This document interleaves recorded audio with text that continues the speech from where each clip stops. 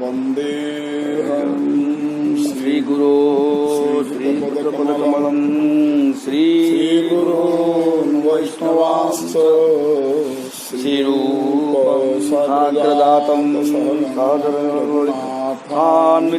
तं सजीवम् साद्वैतं सावधूतं परिजनसहितं श्रीकृष्णचैतन्यदेवम् राधाकृष्णपादां सहगणललितां श्रीविशाखान्वितांश्च आराध्य भगवान् ददेशतनयं तद्धाम वृन्दावनम् रम्याकाशनाथगणकल्पिताम् श्रीमद्भागवतं प्रमाणम् प्रेमकुमारमहान्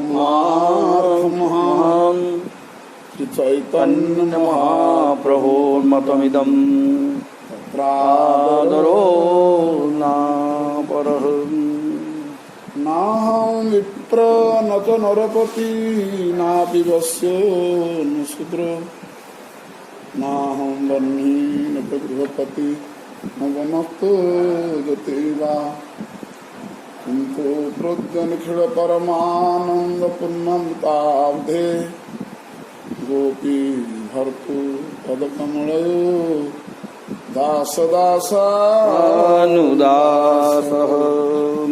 दासदासानुदासः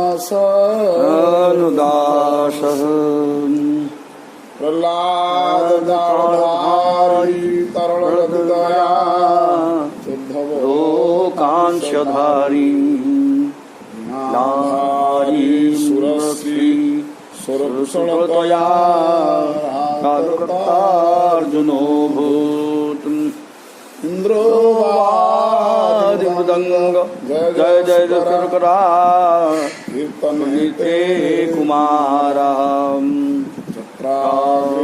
भावभक्ता सरसर्वतनया व्यासपुत्रो बभूव व्याधस्याचरणं ध्रुवस्य च वयो विद्यागजेन्द्रस्य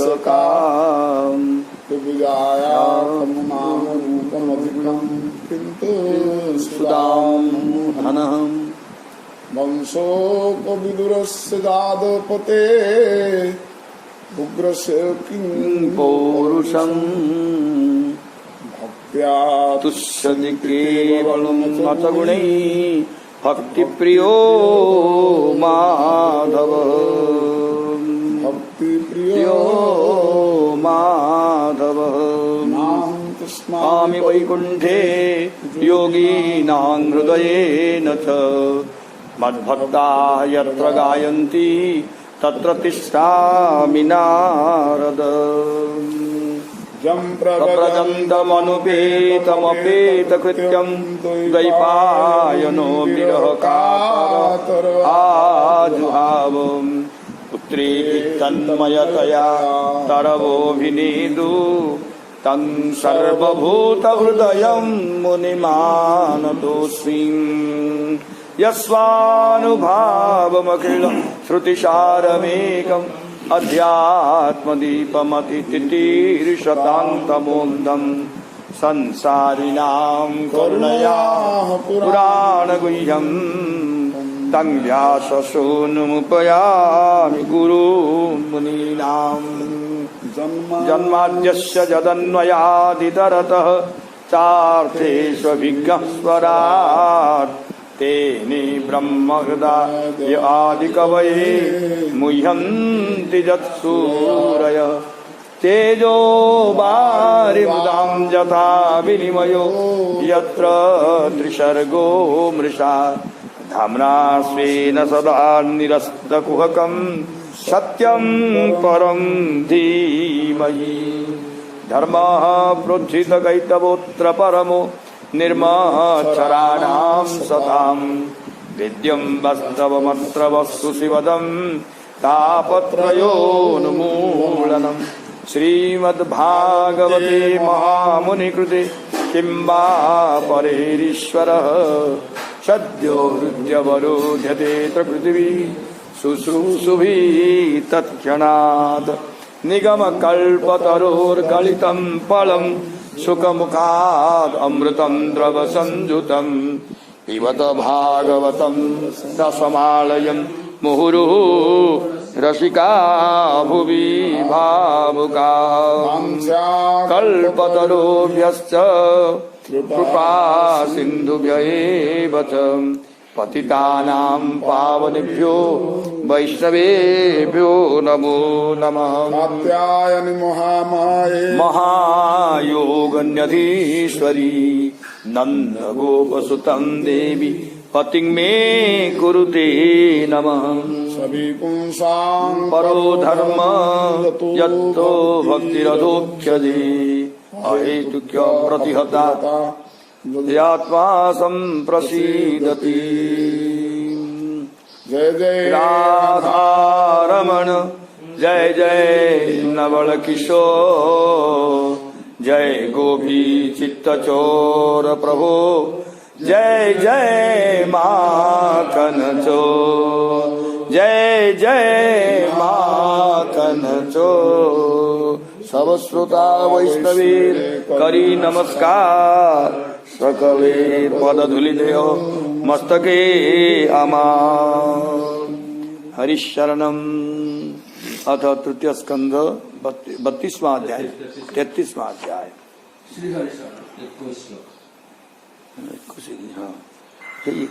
वनम प्रव्रजिते पत्यावपत्य विरहातुरा ज्ञात तत्वाप्यभूर्नष्टे वत्से गौरिव वत्सलाम। बछड़े के विनष्ट हो जाने पर विरह से व्याकुल बनी गौ के समान और पति के वन में चले जाने के पश्चात पुत्र का वियोग हो जाने से आत्मज्ञान संपन्न भी देवहूति पुत्र के वियोग से व्याकुल हो गई। तमेव ध्यायति देव मपत्यं कपिलं हरिं बभूवाचरितो वत्स निस्पृहा तादृशे गृहीम। हे विदुर, अपने पुत्र कपिल देव रूपी श्री हरि का ध्यान करती हुई देवहूति कुछ ही दिनों में ऐसे ऐश्वर्य संपन्न गृह के भी विषय में निष्क्रिय हो गई। विरहजन्य ध्यान का फल बतलाते हुए कहते हैं कि माता देवहूति अपने उस प्रकार के ऐश्वर्य संपन्न गृह के भी विषय में निष्क्रिय हो गई। वत्स विदुर जी का संबोधन है। ध्यायति भगवद रूपम यदाह ध्यान गोचरम सुतः प्रसन्न वदनम समस्त व्यस्त चिंतयाम। उनके पुत्र श्री कपिल देव जी ने प्रसन्न मुख कमल से युक्त भगवान के ध्यान करने योग्य जिस रूप का उपदेश दिया था उसी का समस्त व्यस्त अर्थात समस्त एवं एक एक अंग का चिंतन करती हुई वे समाहित हो गई। उसके पश्चात उनके पुत्र कपिल देव जी ने भगवान के जिस रूप को ध्यान करने योग्य कहा था उसी का ध्यान करती हुई तथा श्री भगवान के सर्वव्यापक रूप का ध्यान करती हुई वे ब्रह्म में स्थिर बुद्धि वाली हो गई। यह पहले ही के ही श्लोक से संबंध है। प्रश्न है कि वे किस साधन से ध्यान करती थी, तो उसका उत्तर है कि वे विशुद्ध मन से ध्यान करती थी। भक्ति प्रवाह योगेन वैराग्येण बलीयसा युक्तानुष्ठान जातेन ज्ञानेन ब्रह्म हेतुनाम विशुद्धेन तदात्मान मात्मना विश्वतो मुखम स्वानुभूत्यातिरोभूत माया गुण विशेषणम। भगवत भक्ति के प्रवाह प्रबल वैराग्य और यथोचित कर्मानुष्ठान से उत्पन्न ब्रह्म साक्षात्कार करने वाले ज्ञान के द्वारा चित्त के शुद्ध हो जाने पर वे उस सर्वव्यापक आत्मा के ध्यान में मग्न हो गई जो ध्यान मायाजन्य आवरण को दूर कर देता। मन की विशुद्धि के कारणों को बतलाते हुए मैत्रेय जी कहते हैं श्री भगवान की भक्ति के प्रवाह रूपी योग के द्वारा प्रबल वैराग्य के द्वारा तथा यथोचित कर्मानुष्ठान के द्वारा उत्पन्न जो ज्ञान, उस ज्ञान के द्वारा गीता शास्त्र में युक्तानुष्ठान को बतलाते हुए कहा भी गया कि युक्ताहार विहार से इत्यादि, यथोचित आहार तथा विहार के द्वारा एवं यथोचित कर्मों के अनुष्ठान के द्वारा तथा उचित काल से सोने और जागने वाले मनुष्य के सारे दुखों को योग विनष्ट कर देता है। तब ब्रह्मत्व प्रदान करने वाले ज्ञान के द्वारा मन शुद्ध हो जाता है। विश्ववतो मुखत्वे इत्यादि आत्मा के सर्वव्यापकत्व के कारणों को बतलाते हुए मैत्रेय जी कहते हैं, आत्मा के स्वरूप का प्रकाश हो जाने से माया के गुण रूपी आवरण का तिरोधान हो जाता है। ब्रह्मण्यवस्थित मतिर टिके जानिबार विषय रहुछि जो सूक्ष्म विचार भितर होती कि जोटा कि आम अपज्ञ व्यक्ति बुद्धि विचार से पशिबा बहुत कष्ट साध्य हो जाଉଛି, बहुत कष्ट साध्य हो जाଉଛି। देखंतु कपिल भगवान सृष्टि रचनार नियम कानून, योग प्रणाली, साधन प्रणाली, भक्ति प्रणाली कोटा गोटी हेले से छाड़ी ना सब माता देवहूति कहले वर्णना कहदेले जोटा कि एटी माता पुत्र संबंध आ किसी ना एभली स्थिति की पड़े गले उभय माता पुत्र पुत्र भक्त भगवान पाख पड़े मात्रा माता पुत्र संबंध रहा जो तत्व विचार से कले से तत्व विचार माता पुत्र संबंध अच्छी रहिबो कि रहिबोनी। केवल भगवत संबंध व्यक्त आ जिते प्रकार संबंध अच्छी को संबंध से ना तत्व विचार है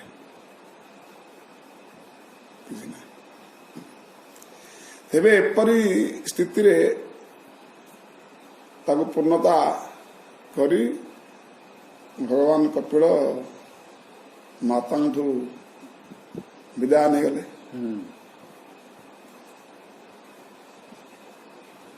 माता विदाय नहीं गला परे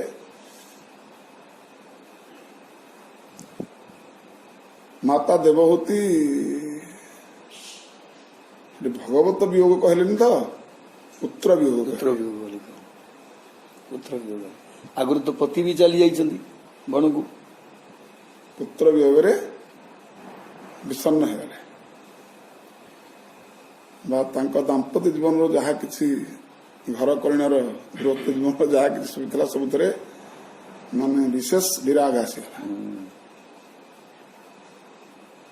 दुखित है पूर्ण मात्रा दुखित पुत्र वियोग दुख यंत्रणा अनुभूति कले।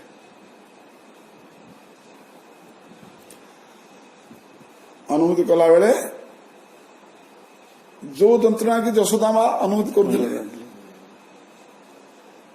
बा सची माता अनुभूति करते स्तर तो से तो दृष्टांत आने कथा किसी कम नुहे। जोटी भगवान को जी प्रकट कर पुत्र पाई वियोग ही समस्त समान दशा अनुभूति कला तापरे तो भक्ति जो गोटी श्रेष्ठ कर प्रतिपाद कर जिते भगवान आसचंद माता पाखे कौन प्रतिपादन कर कौन स्वीकार कर कौन आदर्श रखी भक्ति योग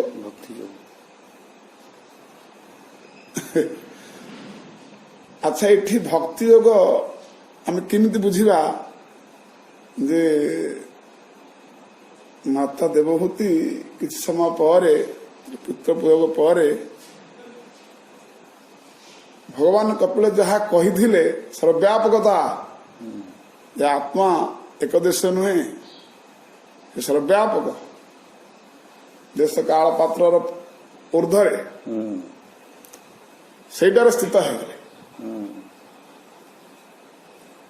ଏଇଠି ବୁଝିବା ପାଇଁ ଆମକୁ ରହିଲା ଯୋଉଟା କି ଆମକୁ ଟିକେ ଭକ୍ତି ଯୋଗକୁ ଧରିବା ପାଇଁ ଟିକେ ଅଡୁଆ ଲାଗୁଛି। ତେଣୁ ସେ ଅଡୁଆଟା ବା ଯୋଉ ଶଙ୍କା ସନ୍ଦେହଟାକୁ ଆମେ ଏଠି ଦୂରୀକରଣ କଲେ ଜାଣିବା ଯେ ଭକ୍ତି ଯୋଗ ସେ ପ୍ରତିପାଦନ କରିକି ଯାଇଛନ୍ତି। କାହିଁକି ସର୍ବବ୍ୟାପତା କହିଦେଲେ ସେ ନିର୍ଗୁଣ ତତ୍ତ୍ୱକୁ ପଳେଇଲା, ସବିଶେଷକୁ ପଳେଇଲା, ସେ ନିର୍ବିଶେଷକୁ ପଳେଇଲା, ସବିଶେଷକୁ ନା ନିର୍ବିଶେଷକୁ ପଳେଇଲା। ଭକ୍ତି ସବିଶେଷ ହଉଛି ଭକ୍ତି ଯୋଗ। ତେଣୁ ଏଠି ବୁଝନ୍ତୁ ଯେ ଏକାଦଶ ସ୍କନ୍ଧରେ ଅଛି ଗୋଟେ ଦୃଷ୍ଟାନ୍ତ ଯେ ସେ ବ୍ରହ୍ମେ ଚିତ୍ତ ସ୍ଥିର ଯେବେ ମୋ ରୂପ ନ ଚିନ୍ତିବ ତେବେ। ନିର୍ବିଶେଷରେ ଯଦି ମନରେ ଲାଗିଲା ମୋ ରୂପ କୁଆଡେ ଆସିବେ? ସବୁ କଥା ସେଠି ଭକ୍ତି ଯୋଗ କଥା କହିଛନ୍ତି। ସେଠି ସେ ବ୍ରହ୍ମେ ଚିତ୍ତ ସ୍ଥିର ଯେବେ କିଏ ଏଟା କହୁଛନ୍ତି? ଭଗବାନ ଶ୍ରୀକୃଷ୍ଣ ଉଦ୍ଧବକୁ କହୁଛନ୍ତି।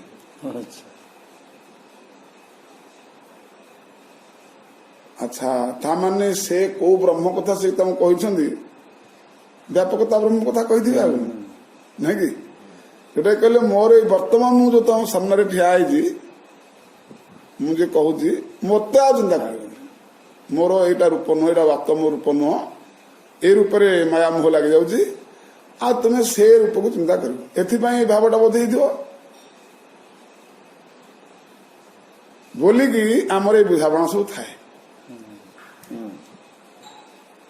ଭଗବାନ ସ୍ୱୟଂ ପରା ଉଦ୍ଧବଙ୍କୁ କହିଛନ୍ତି ସେ ବ୍ରହ୍ମ ଚିତ୍ତ ସ୍ଥିର ଦେବେ ମୋ ରୂପ ନ ଚିନ୍ତିବ ତେବେ। ଏଥର ମୂଳରେ କଣ ଅଛି ଦେଖିବା, ଏଟା ଓଡିଆ ପଦଟା ଜଗନ୍ନାଥଙ୍କ ଏକଥା ସେଠି କହିଛନ୍ତି। ଆଚ୍ଛା, ଗୀତାରେ ସେଇ କଥା ବି କହିଛନ୍ତି। ଗୀତାରେ ବି ସେଇ କଥା କହିଛନ୍ତି, ଈଶ୍ୱର ସର୍ଭୂତାନା ହୃଦୟସ୍ୟ ଜନ ତିଷ୍ଠତି ଭ୍ରାମଣ ସର୍ଭୂତାନି ଯନ୍ତ୍ରାବଧାନି ମାୟା। ମାୟା ଆଉ ତମେବ ଶରଣ ଗଚ୍ଛ ସର୍ବଭାବେନ ଭାରତ। ତାଙ୍କର ଶରଣ ଯାଅ ସର୍ବତ ଭାବରେ। ତତ୍ପ୍ରସାଦାତ୍ ପରାଂ ଶାନ୍ତି ଅଚିରେଣ ଅଧିଗଚ୍ଛତି। ସେଠି କହିଛନ୍ତି ସେ ଯୋଉ ବ୍ୟାପକତା ବ୍ରହ୍ମ ସର୍ବଭୂତରେ ଯୋଉ ସ୍ଥିତ ହେଇଛନ୍ତି ତୁମେ ତାଙ୍କର ଶରଣ ଯାଅ, ସେଠି କହିଛନ୍ତି। ମୁଁ ସେଠି ସ୍ପଷ୍ଟ ପ୍ରମାଣ ଦେଇଛନ୍ତି ତାର ତଳ ମନ୍ତ୍ରରେ ଯେ ସର୍ବଗୁହ୍ୟତମ ଗୁହ୍ୟ ଶୃଣୁମେ ପରମ ବଚ ଇଷ୍ଟୋସ୍ମେ ସଖାତେ ଚେତି ଦୃଢମିତି ଦୃଢମିତି ଅଥ ବକ୍ଷ୍ୟାମିତେ ହିତମ୍। ଅଥ ବକ୍ଷ୍ୟାମିତେ ହିତମ୍ ସେଠି ସେ କହିଲେ ସର୍ବଗୁହ୍ୟ, ଏ ତ ଗୁହ୍ୟ କଥା କହିଲେ। ସର୍ବଗୁହ୍ୟତମ ଗୁହ୍ୟ ଶୃଣୁମେ ପରମ ବଚ ଇଷ୍ଟୋସ୍ମେ ଦୃଢମିତି ନା ତା ପୂର୍ବ ମନ୍ତ୍ର କହିଛନ୍ତି ଇତି ଗୁହ୍ୟତମ ଶାସ୍ତ୍ରମ୍ ଇଦମୁକ୍ତଂ ମୟା ନଘ। ହଁ, ମୁଁ ଯୋଉ କଥା ତୁମକୁ କହୁଛି ଅତି ଗୋପନୀୟ ଗୁହ୍ୟ କଥା କହୁଛି। ଏଇଟା କହିସାରିଲା ପରେ ଏ ଗୁହ୍ୟ କଥାଟାକୁ କେଉଁ ସ୍ଥିତିକି ଲକ୍ଷ୍ୟ କରି କହୁଛନ୍ତି ନା ସର୍ବବ୍ୟାପକତାକୁ ଲକ୍ଷ୍ୟ କରି କହୁଛନ୍ତି। ତାପରେ ସର୍ବଗୁହ୍ୟତମ ଗୁହ୍ୟ ଆଉ ଥରେ କହିଲେ, ଆହୁରି ଗୁହ୍ୟ, ଆହୁରି ଆଉ ଉପରେ ଗୋଟେ ଗୁହ୍ୟତମ କଣ, ଯୋଉଟା କି ଇଷ୍ଟୋସ୍ମି ଦୃଢ। ତୁମର ଇଷ୍ଟ କି ତୁମ ଗୁରୁଦେବ ବା ଭଗବାନ, ତୁମର ଇଷ୍ଟ ଭଗବାନ। তুমি କହିଲେ ମନ୍ମନା ଭବ ମଦଭକ୍ତ। ଇଷ୍ଟ କିଏ ସେ? ତା ତଳ ମନ୍ତ୍ର କହିଛନ୍ତି ମନ୍ମନା ଭବ ମଦଭକ୍ତ ନମସ୍କୁରୁ ମାଂ ନମସ୍କୁରୁ ମାମେବ ୟସ୍ୟସି। ଏ ଗୀତାର ଜଜମେଣ୍ଟ ଲାଷ୍ଟ ନିଷ୍ପତ୍ତି, ତାପରେ ଆଉ ନିଷ୍ପତ୍ତି ନାହିଁ, ଗୀତା ଶେଷ ଏଠି କହିଛି ନା ନାଇଁ? ସେ କହିଲେ ସେଇଠିକିନା ନିଜକୁ ସେଠି ବାସ୍ତବ ରହସ୍ୟକୁ ସେଠି ସେ ପ୍ରକଟ କରିଲେ। କରିଲା ପରେ ସେଠି ପଚାରିଛନ୍ତି ତୁମର ଶଙ୍କା ସନ୍ଦେହ ଦୂରୀକରଣ ହେଲା ତ? ଯାହା ସବୁ ବୁଝା ହେଲା କୁହାହେଲା ସେଇଠି ନଷ୍ଟ ମୋହ ସ୍ମୃତି ଲଗିବା ତତ୍ପ୍ରସାଦାତ୍ ମୟାଚ୍ୟୁତ ସେଇଠି ଅର୍ଜୁନ କହିଛନ୍ତି। ତାପରେ ତ ଲାଷ୍ଟରେ ସଞ୍ଜୟ କହିଦେଲେ ଯତ୍ର ଯୋଗେଶ୍ୱର କୃଷ୍ଣ ପାର୍ଥ ଧନୁର୍ଦ୍ଧର। ଇଏ ହଉଛି ଶରଣାଗତିର ଲକ୍ଷଣ ଏବଂ ଭକ୍ତି ଯୋଗର ସେମାନେ ପରି ଶେଷ ଆଉ ତାପରେ କିଛି ନାହିଁ। ଏ ହେଲା ତାର ମୀମାଂସା। ତେବେ ଏଠି ଏ କଥା ଗୀତା ଏକାଦଶ ସ୍କନ୍ଧ ଭାଗବତ ଦୃଷ୍ଟାନ୍ତ ଆଣିବାର ମାନେ ହଉଛି ଏଠି ଦେବହୂତି ଯେ ପୁତ୍ର ଯାହା କହି ଆଗ ତ ପୁତ୍ର ବିୟୋଗ ଉପଲବ୍ଧି କଲେ, ପଛରେ ଯାହା ସେ କହିଥିଲେ ସେଇଥିରେ ବ୍ୟାପକତାକୁ ସେ ଅନୁଭୂତି କରି ସେଥିରେ ହିଁ ସ୍ଥିତି ହେଇଗଲେ, ସମାଧିତ ହେଇଗଲେ। ଏ କଥା ଆସୁଛି ନା? ତେଣୁ ସେଇ ଯୋଉ ସର୍ବବ୍ୟାପକତା କଥାଟା ଏଠି ଯୋଉ କହିଛନ୍ତି, ମୋର ଭଗବାନଙ୍କର ପୁତ୍ର କଥା ଏଠି ଛାଡ଼ିଦିଅ, ଭଗବାନଙ୍କର ଯୋଉ ବିଭୂତି ସର୍ବବ୍ୟାପକତା, ଏସବୁ ଭଗବାନଙ୍କର ବିଭୂତି, ଭଗବାନଙ୍କର ଐଶ୍ୱର୍ଯ୍ୟ, ଗୀତାରେ ଯେମିତି ଦଶମ ଏକାଦଶ ସ୍କନ୍ଧରେ ଭଗବାନଙ୍କର ବିଭୂତି ଯୋଗ ମୋର ବିଭୂତି ଦେଖ ବୋଲି କହିଛନ୍ତି ଅର୍ଜୁନକୁ। ମୋର ସ୍ୱରୂପ ଦେଖ, ଦେଖୁଛନ୍ତି ବିଶ୍ୱରୂପରେ ପଶ୍ଚିମ ଯୋଗମୈଶ୍ୱରମ। ହଁ, ସେମିତି ଏଠି ଭଗବାନ କପିଳଙ୍କର ଏସବୁ ବିଭୂତିରେ ହିଁ ସେ ସ୍ଥିତି ହେଇଗଲେ। ଯେ ଭଗବାନ କପିଳଙ୍କୁ ଛାଡିକି ସେ ବ୍ରହ୍ମସ୍ଥିତ ସ୍ଥିର ଯେ ମୋ ରୂପ ନ ଚିନ୍ତିବ ତେବେ ଏ ନ୍ୟାୟରେ ନାହିଁ, ଭଗବାନଙ୍କର ବିଭୂତିରେ ହିଁ ସେ ସ୍ଥିତ ହେଇଗଲେ, ଭଗବାନଙ୍କର ଐଶ୍ୱର୍ଯ୍ୟରେ ହିଁ ସେ ସମାଧିତ ହେଇଗଲେ। ଏ ହଉଛି ଭକ୍ତି ଯୋଗର ପ୍ରତିପାଦିତ ବସ୍ତୁ। ତାହେଲେ ଏଠି ସେ ବ୍ରହ୍ମସ୍ଥିତ ସ୍ଥିର ଦେବେ ମୋ ରୂପ ନ ଚିହ୍ନ ତେବେ, ସେଟା କଣ? ଯେମିତି କହିଲେ ଈଶ୍ୱର ସର୍ବଭୂତାନା ହୃଦୟ ତିଷ୍ଠତି, ତୁମେ ତାଙ୍କର ଶରଣ ଯାଅ, ସେମିତି ଏଠି ସେ କଥାଟା କୁହାହେଲା। ସେ ସେଇଥିରେ ମୋ ରୂପ ଚିନ୍ତା କରିବନି, ମୋ ରୂପ ଚିନ୍ତା କରିବନି, ଭକ୍ତ ଛାଡ଼ିଦେବ। ଉଦ୍ଧବଙ୍କୁ ପଠେଇଲେ তুমি যাও বদ্রিকানাথ, କହିଲେ ସକଳ ତୀର୍ଥ ତୁ ଚରଣେ, ବଦ୍ରିକା ଯିବି କି କାରଣେ? ତାମାନେ ସେ ଭଗବାନ ଶ୍ରୀକୃଷ୍ଣଙ୍କୁ ଛାଡ଼ି ଦେଇକି ବଦ୍ରିକା ଧାମଟାକୁ ଶ୍ରେଷ୍ଠ କରିଦେଲେ? ନାଇଁ, ସେଠି ଭଗବାନଙ୍କ ଆଜ୍ଞାଟାକୁ ସେଠି ମାନିବାକୁ ପଡିଲା, ଶ୍ରେଷ୍ଠ କଲେ। ସେଠି ବଦ୍ରିଧାମ ସେ ଶ୍ରେଷ୍ଠ କରିନାହାନ୍ତି, ଭଗବାନଙ୍କ ଆଜ୍ଞାକୁ ସେ ଶ୍ରେଷ୍ଠତ୍ୱ ମନେ କରିଛନ୍ତି। ଇଏ ହଉଛି ଭକ୍ତି ଯୋଗର ପ୍ରତିପାଦ। ଭକ୍ତିର ପ୍ରତିପାଦ ନୁହଁ ଯେ ଭଗବାନଙ୍କୁ ଛାଡିକି ଉଦ୍ଧବ ଯୋଉ ବଦ୍ରିକା ଗଲେ ଯେ ଭଗବାନ ଠାରୁ ସେଟା ଶ୍ରେଷ୍ଠ, ଏ ଯେ ଭକ୍ତି ଯୋଗର ପ୍ରତିପାଦିତ ନାହିଁ। ଆଉ ଇଏ ପ୍ରତିପାଦ ନୁହେଁ ଯେ ସେ ବ୍ରହ୍ମ ଚିତ୍ତ ସ୍ଥିର ଯେ ମରୁପନ ବ୍ରହ୍ମର ଯୋଉ ବ୍ୟାପକତା ସେଟା କାହାର କି? ସୂର୍ଯ୍ୟଙ୍କର କିରଣ ସଦୃଶ କରାହେଇଛି, ଦୃଷ୍ଟାନ୍ତ ଦିଆହେଇଛି। ସୂର୍ଯ୍ୟଙ୍କ କିରଣଟାକୁ ତମେ ଚିନ୍ତା କର, ସୂର୍ଯ୍ୟଙ୍କୁ ଚିନ୍ତା କରନି କୁହାହେଇଛି। ସେଟା ଯାହାର ସେ କିରଣଟା ସିଏ ମହାନ ନା କିରଣଟା ମହାନ? ବାୟୁ ବିଭୂତି କୁହ, ବିଶ୍ୱରୂପ କୁହ, ଭଗବାନଙ୍କର। ତେଣୁ ଏଠି ଦେବଭୂତି ମାତା ଦେବଭୂତି ଭଗବାନ କପିଳଙ୍କର ବିଭୂତି ଚିନ୍ତା କରିଦେଲେ ବା ସେଥିରେ ସ୍ଥିର ହେଲେ, ସେଥିରେ ସମାଧିତ ହେଲେ। ଏ ହଉଛି ଭକ୍ତି। ब्रह्मण्यवस्थितमतिर्भगवत्यात्मसंश्रये निवृत्त जीवापतित्वात् क्षीण क्लेशाप्त निवृत्ति। जीव के अधिष्ठानभूत परम ब्रह्म श्री भगवान में ही बुद्धि की स्थिति हो जाने के कारण उनका अर्थात देवहूति का जीव भाव निवृत्त हो गया और वे समस्त कर्मों से मुक्त होकर परमानंद में निमग्न हो गई। भगवान ने ना कौन परमानंद में निमग्न हो गई। जीव के अधिष्ठान भूत परम ब्रह्म श्री भगवान में ही बुद्धि हो जाने के कारण उनका जीव भाव निवृत्त हो गया और वे समस्त कर्मों से मुक्त होकर परमानंद में निमग्न हो गई। अब प्रश्न होता है कि वे किस प्रकार के ब्रह्म के ध्यान में निमग्न हो गई? तो इसका उत्तर है कि वे जीवों के आश्रय अर्थात अधिष्ठानभूत श्री भगवान में निमग्न हो गई। एठी आओ सर्वव्यापक ब्रह्म में निमग्न हुई नहीं। हाँ, देवहूति की जीवन मुक्ति को बतलाते हुए मैत्रेय जी ने 3.5 श्लोक से कहा, उस समय देवहूति का जीव भाव निवृत्त हो गया था, उनके सारे क्लेश दूर हो गए थे और वे परमानंद मग्न हो गई। यही शरीर साधन क्षेत्र रे जीव भाव निवृत्त हेब। जीव भाव माने कौन कि तू मोरटा कटिगले तो जीव भाव सरीगला। ये तू मोर रे अहम मत द्वारा ही जीव बोली कहुची। ए भावटा कटिगले आउ भगवान विभूति व्यापकता भाव आसीगले जीव भाव चलीगला। आ कौन रहा भगवान दास भाव। दास भावटा रहा उचित, जीव भाव रहा उचित नुहे। तेणु आम पाखे जीव भाव रही जाओ। जीवर भावटा कौन ना तू मोर अहम मत, आ तार शुद्धता कौन ना मु भगवान दास भाव। यही हूँ तार भावार्थ व रहस्य।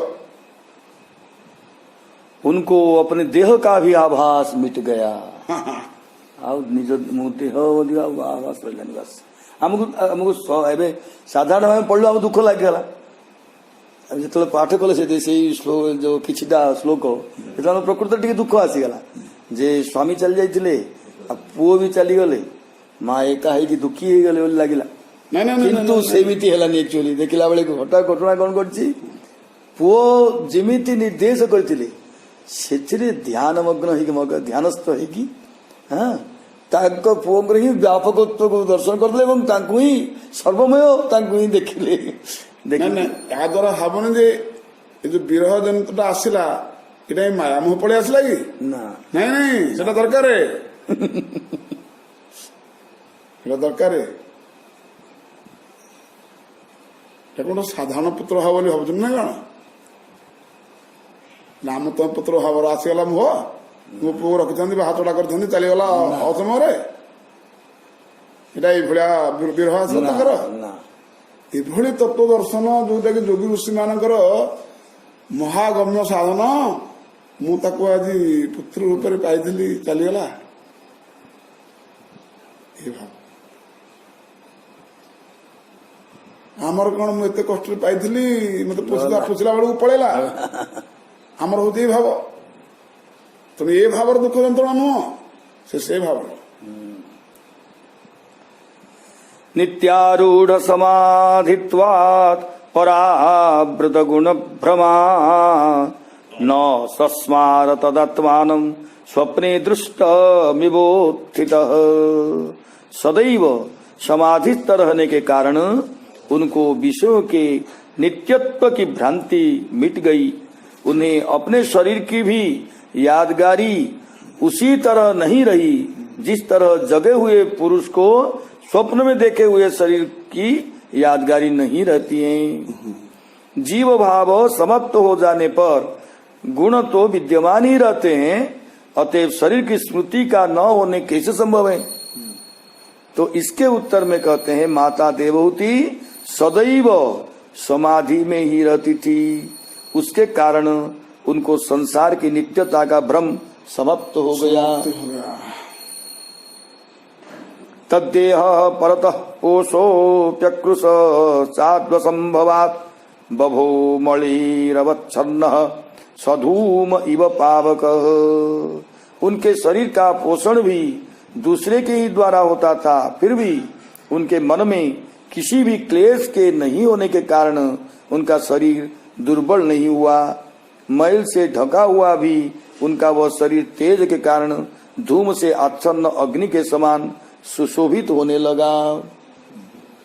यद्यपि महर्षि कर्दम के द्वारा सृष्ट विद्याधारियों ही माता देवहूति के शरीर का पोषण करती थी, किंतु उनके मन में किसी भी प्रकार का क्लेश नहीं होने के कारण मल से ढंका हुआ भी उनका शरीर सुशोभित ही होता था। स्वांगं तपोयोगमयं मुक्त के संगतम वरम दैवगुप्तं न बुबुधे वासुदेव प्रविष्टधि। देवहूति के केस खुल गए, वस्त्र शरीर से गिर पड़ा था, फिर भी सदा भगवान वासुदेव में ही चित्त के लगे रहने के कारण उनके अपने शरीर का पता नहीं चलता था। उनके शरीर की रक्षा केवल प्रारब्ध ही करता था। प्रारब्ध कोड़ा नहीं बाबा ये कहते बभौ मणिरवत्सर्ण तद्देह परतः पोष अपि अकृश स्वाद्य संभवात् साध्य संभवात् तदेह परतः पोषोपि अध्य संभवात् अकृश मणिरवत्सन्न सधूम पावक इव बभौ। एवं सा कपिलोक्तेन मार्गेण चिरतः परम आत्मानं ब्रह्म निर्वाणं भगवन्तमवापः। इस तरह भगवान कपिल के द्वारा उपदिष्ट मार्ग के द्वारा शीघ्र ही नित्य मुक्त परमात्म स्वरूप परम ब्रह्म को प्राप्त कर लिया। तद्विरासित पुण्यतमं क्षेत्रं त्रैलोक्य विश्रुतं नामना सिद्ध पदम यत्र सा संसिद्धि मुपेयुषी। हे वीर पुरुष, जहाँ पर देवहूति सिद्धि प्राप्त की वह त्रैलोक्य विख्यात अत्यंत पवित्र क्षेत्र सिद्ध पद के नाम से प्रख्यात हुआ। सिद्ध पद कोड जगह ए सिद्धिपुर बोली कहते सिद्धपुर अहमदाबाद टू अल्प दूर 140 किलोमीटर सिद्ध पद। विदुर जिस स्थान पर देवहूति ने सिद्ध प्राप्त की वह अत्यंत पवित्र क्षेत्र त्रैलोक में सिद्ध पद के नाम में विख्यात हुआ। तस्यास्त जोग विधूत मार्त्यम मर्त्य मभुत्सरित स्रोतसांग प्रवरा सौम्य सिद्धिदा सिद्ध सेविता। हे सौम्य स्वभाव वाले विदुर जी, सौम्य स्वभाव वाले विदुर जी, जोग के कारण देवहूति के शरीर के सारे मल विनष्ट हो गए थे। उनका वह पांच भौतिक शरीर नदियों में श्रेष्ठ सिद्धि प्रदान करने वाली तथा सिद्धों से सेवित मर्त्यलोक की नदी हो गया। योग के कारण देवहूति के देह के मल विलीन हो गए थे, अतएव उनका शरीर एक नदी के रूप में परिणत हो गया। माने कपिलोपि महायोगी भगवान पितुराश्रमात् मातरं समनुज्ञाप्य प्रागुदीचिं दिशं जजौ। महायोगी भगवान कपिल भी अपनी माता से आज्ञा लेकर अपने पिता के आश्रम से निकलकर ईशान कोने में चले गए। ईशान कोने में चले गए। यह कहा जा चुका है कि कपिल भी चले गए। उसी को विस्तार से कपिलोपि इत्यादि 3 श्लोक से बतलाते हैं। समनुज्ञाप्य का अर्थ है आज्ञा लेकर। सिद्ध चारण गंधर्वै मुनिभिः चात्सरोगणैः स्तूयमानः समुद्रेण दत्तार्हणा निकेतनः।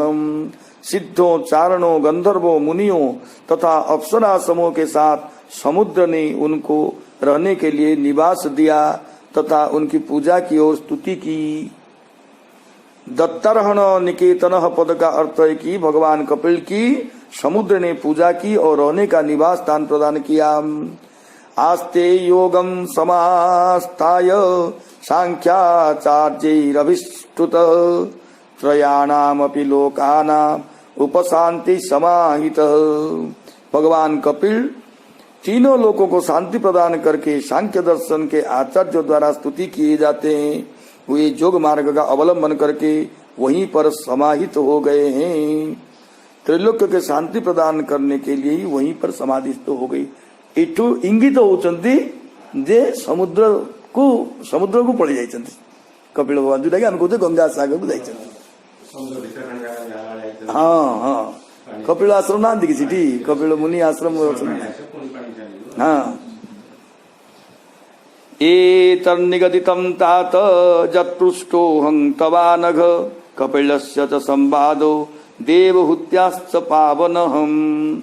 हे निष्पाप विदुर जी, आपने जो मुझसे पूछा था वो मैंने भगवान कपिल तथा देवहूति के पवित्र संवाद को सुना दिया।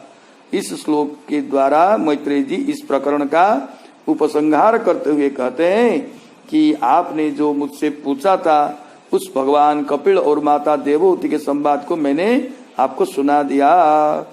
य इदम मनुशृणोति यो विधत्ते कपिल मुनेर्मतमात्म योग गुह्यम भगवती कृतधी सुपर्णकेता मुपलभते भगवत पदारविंदम। यह कपिल महर्षि का मत अध्यात्म योग का गूढ़ रहस्य है।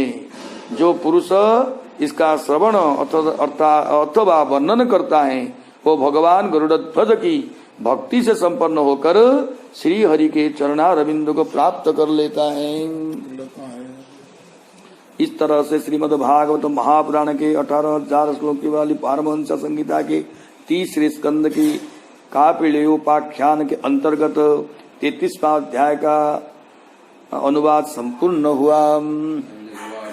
हरि बोल कपिल भगवान की जय, देवहूति माता की जय। जय जय श्री राधे।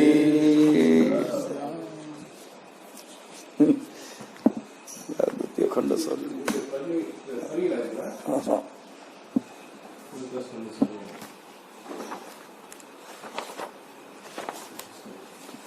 ओम नमो भगवते वासुदेवाय। अथ चतुर्थ स्कंद प्रथम अध्याय स्वयंभुव मनु की कन्याओं के वंश का वर्णन। मैत्रेय उवाच मनोस्तु शतरूपायां तिस्रः कन्याश्च जज्ञिरीं आकुति देवहूतिश्च प्रसूतिरिति विश्रुताः। ଆଉ ଥରେ ପୁଣି ଆସିଗଲେ ଆମେ। ଏଟା ଭଲ ବଂଶନ ଚରିତ। हाँ, हे विदुर महाराज, स्वयंभुव मनु की महारानी शतरूपा के गर्भ से 3 कन्याएं भी उत्पन्न हुई, आकुति, देवहूति और प्रसूति। श्री गणेश जी को नमस्कार है, जिनके चरण कमलों के ज्ञान रूपी पराग का पान परमहंसों ने किया है। ऐसे भक्तजनों के मन रूपी मान सरोवर में निवास करने वाले भगवान श्री रामचंद्र को नमस्कार है। अब 31वें अध्याय के द्वारा विसर्ग का वर्णन किया जाता है। इति बाबा ये जो अत्र सर्ग विसर्ग स्वर्ग सरले होते विसर्ग आरंभ होती 31 अध्याय के द्वारा विसर्ग का वर्णन किया जा रहा है। चराचर की सृष्टि को विसर्ग कहते हैं। परमात्मा के अधीन रहने वाले ब्रह्मा जी तथा मनु आदि ने विसर्ग अर्थात चराचर की सृष्टि की। उसमें पहले अध्याय में मनु की कन्याओं के वंशों का वर्णन पृथक पृथक किया जाता है, जिसमें यज्ञादि मूर्ति के रूप में श्री हरि की उत्पत्ति का वर्णन है। मनु की कन्याओं के वंश का विस्तार से वर्णन करने के लिए मनोस्तु इत्यादि श्लोक को कहा गया है। कन्याश्च के चौकार के द्वारा 2 पुत्रों का भी ग्रहण होता है। कन्याश्च बोली कहले कन्या 3 कन्या आसिले च शब्द अर्थ हो आउ 2टा पुओ थिले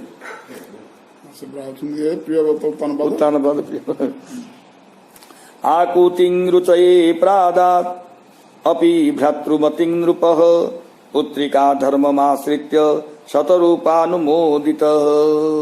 महाराज मनु ने महारानी शतरूपा की अनुमति से पुत्री का धर्म को अपनाकर आकुति का विवाह रुचि प्रजापति से किया। आकुति को देले रुचि प्रजापति को, यद्यपि रुचि प्रजापति आकुति के भाई लगते थे।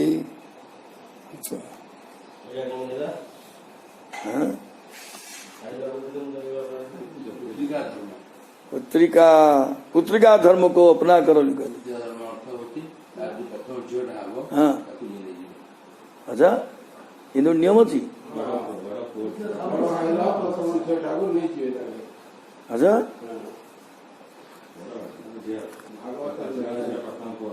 हाँ ओ अच्छा। मनोस्तु के तू शब्द के द्वारा दूसरे से भी पुत्र लाभ को सूचित किया गया है। उसी को बतलाने के लिए पुत्रिका धर्ममाश्रित कहा गया है। अभ्रातृकं इत्यादि पुत्रिका धर्म के अनुसार कन्या के पिता यह शर्त करता है कि भाई से रहित अलंकार से अलंकृत इस कन्या का विवाह तुम्हारे साथ इसीलिए कर रहा हूं कि इसका जो पहला पुत्र होगा उसको मैं ले लूंगा। स्वयंभू मनु हैं? स्वयंभू मनु तो पिता हूँ। हाँ, इस शर्त के अनुसार किए जाने वाले कन्यादान को पुत्री का धर्म कहते हैं। उच्च प्रदान ठारू हाँ जाने स्वयं मनु प्रथम पुत्र नहीं आसवे। हाँ, तो इस शर्त के अनुसार किए जाने वाले कन्यादान को पुत्री का धर्म कहते हैं। यह पुत्री का धर्म भाई से रहित कन्या के विषय में प्रसिद्ध है। फिर रहित माने भाई नथिवे। यह पुत्री का धर्म भाई से रहित कन्या के विषय में प्रसिद्ध है। फिर भी महाराज मनु ने बहुत अधिक पुत्रों की प्राप्ति की कामना से पुत्री का धर्म के अनुसार आकुति का विवाह किया, इसीलिए भ्रातृमतिमपि कहा गया है। अर्थात यद्यपि आकुति के प्रियव्रत और उत्तानपाद 2 भाई थे, फिर भी उसका विवाह मनु ने पुत्री का धर्म के अनुसार किया।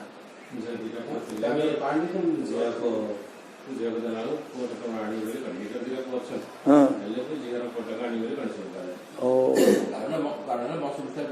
अच्छा हाँ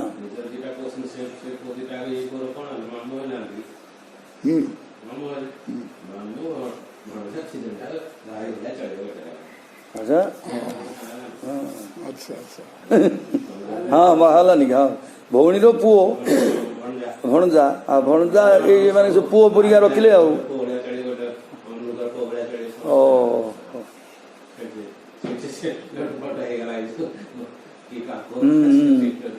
प्रजापति स भगवान रुचिस्तस्यामजी जनत मिथुनं ब्रह्मवर्चस्वी परमेण समाधिनाम जस्तयोः पुरुषः साक्षात् विष्णु यज्ञ स्वरूप ध्रुवं या श्री सा दक्षिणा भूतेर अंशभूतानपायिनी।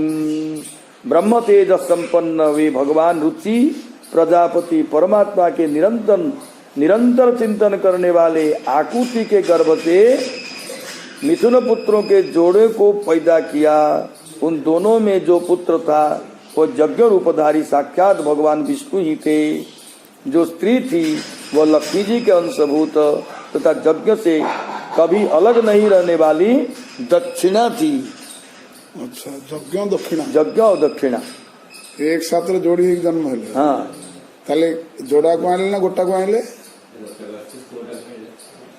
कोटा खेलने असले मनु ब्रह्म तेज संपन्न वे भगवान रुचि प्रजापति परमात्मा के निरंतर चिंतन करने वाले आकुति के गर्भ से मिथुन पुत्र के जोड़े को पैदा किया। उन दोनों में जो पुत्र था वो यज्ञ रूपधारी साक्षात भगवान विष्णु ही थे और जो स्त्री थी वह लक्ष्मी जी के अंशभूत तथा यज्ञ से कभी अलग नहीं रहने वाली दक्षिणा थी। हाँ अच्छा अतः वो दोनों परस्पर में विवाह होना शास्त्र विरुद्ध नहीं था। अर्थ कौन कहते मिथुन शब्द से पुरुष तथा स्त्री के जोड़े को कहा गया है। परमीण समाधिना का अर्थ है निरंतर परमात्मा का ध्यान करने के कारण। भूते अर्थात लक्ष्मी का अंशभूत थी दक्षिणा अर्थात रुचि प्रजापति के वे दोनों जुड़वे संतान साक्षात विष्णु और लक्ष्मी स्वरूप थे। अतएव उन दोनों का परस्पर विवाह होना शास्त्र विरुद्ध नहीं है। आ जने विष्णु हेले आ जने जदि लक्ष्मी हेले आ विवाह करे कोन असुविधा अछि बोली पूछे हो कहला पर कौन से कौन कहउछन सुनो। आनिन्ये स्वगृहं पुत्र्याः पुत्रं विततरोतिसं स्वयंभुवो मुदा युक्तो रुचिर्जग्राह दक्षिणाम। स्वयंभुव मनु प्रसन्नता पूर्वक अपनी पुत्री आकुति के पुत्र जो अत्यंत तेज संपन्न था उसको अपने घर लाए और रुचि प्रजापति ने दक्षिणा नामक पुत्री को ले लिया। रुचि प्रजापति ने दक्षिणा नामक पुत्री को ले लिया। माने झियो रहला सेठी झियो सेठी रहला ये पुओ इठी आनले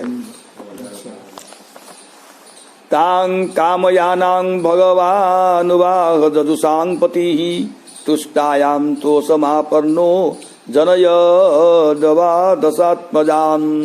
बड़ी होकर दक्षिणा ने भगवान यज्ञ से ही विवाह करना चाहिए। तो यज्ञ भगवान ने दक्षिणा से विवाह किया, उससे दक्षिणा अत्यधिक संतुष्ट हुई और यज्ञ ने दक्षिणा के गर्भ से 12 पुत्रों को उत्पन्न किया। जोठी जहाँ गोटे पंथा चली तोषः प्रतोषः संतोषो भद्रः शांति ऋडस्पतिः इध्वः कविर्विभुः स्वन्नः सुदेवो रोचनोद्विषट्। उनके नाम है तोष, प्रतोष, संतोष, भद्र, शांति, ऋडस्पति, इध्व, कवि, विभु, स्वर्ण, सुदेव और 12वां रोचन। ये दक्षिण का गर्भ। हाँ 12टा कौन कौन? ओह तोष, प्रतोष, संतोष, भद्र, शांति, ऋडस्पति, इध्व, कवि, विभु, स्वर्ण, सुदेव और रोचन। ये कितने हले? 12 1 2 3 4 5 नहीं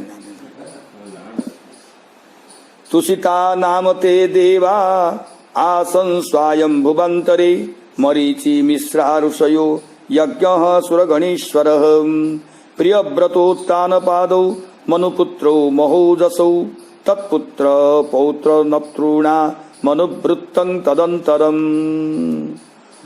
स्वयंभुव मनमंत्र में वे ही 12 तुषित नामक देवता थे। मरीचि प्रमुख सप्तर्षि थे। देवताओं के राजा इंद्र स्वयं भगवान यज्ञ थे। महाप्रभावशाली प्रियव्रत और उत्तानपाद ये दोनों मनु के पुत्र थे। वह मनमंत्र उन दोनों के ही पुत्रों पौत्रों नातियों से व्याप्त था। रद्द करते। हाँ प्रसंगवशात स्वयंभुव मनमंत्र के 6 तत्वों को तुषिता इत्यादि 2 श्लोक से बतलाते हैं। मनमंत्र मनु, देवगण, मनुपुत्र, इंद्र, ऋषिगण, श्रीहरि के अंशावतार, इन 6 प्रकार के बातों को मनमंत्र कहते हैं। यह आगे चलकर कहेंगे भी। उस मनमंत्र के मनु स्वयं मनु थे, तुषित नामक देवता थे, मरीचि इत्यादि सप्तर्षि थे, यज्ञ ही श्रीहरि के अवतार थे, यज्ञ ही उस मनमंत्र के इंद्र थे। उस मनमंत्र में प्रियव्रत और उत्तानपाद ये दोनों पृथ्वी के पालन करने वाले मनु के पुत्र थे। इस तरह यज्ञ के 2 रूप से षड्विधित्व का वर्णन किया गया है। यज्ञ एक रूप से श्रीहरि के अवतार थे और दूसरे रूप से वे देवताओं के राजा इंद्र थे। यही उनका द्वै रूप है। उन प्रियव्रत और उत्तानपाद के ही पुत्र पौत्र नातियों से वह मनमंत्र व्याप्त था। देवहूति मदातात कर्दमाया त्वजांग मनु तत्संबंधी श्रुत प्रायं भवता गदतो मम। हे विदुर, मनु ने देवहूति नामक अपनी पुत्री का विवाह कर्दम प्रजापति से किया। उनके विषय में सारी बातें मैंने तुमको प्राय सुना ही दिया है। दक्षाय ब्रह्मपुत्राय प्रसूति भगवान मनु प्राय सद्यकृत सर्ग त्रिलोक्यांग विततो महान। भगवान मनु ने प्रसूति का विवाह ब्रह्मा जी के पुत्र दक्ष प्रजापति से किया। ताले हेला नहीं आकुति को किए बाहले रुचि नाम प्रजापति तापरे देवहूति को बाहले कर्दम। एवं तृतीय जो झीटा थिले प्रसूति से होती दक्ष प्रजापति। हाँ दक्ष प्रजापति से किया। प्रसूति की ही विशाल वंश परंपरा संपन्न त्रिलोकी में फैली हुई है। जहाँ कर्दम सुता प्रोक्ता नव ब्रह्मर्षि पत्नय तासां प्रसूति प्रसवम प्रोच्यमान निबोधमी।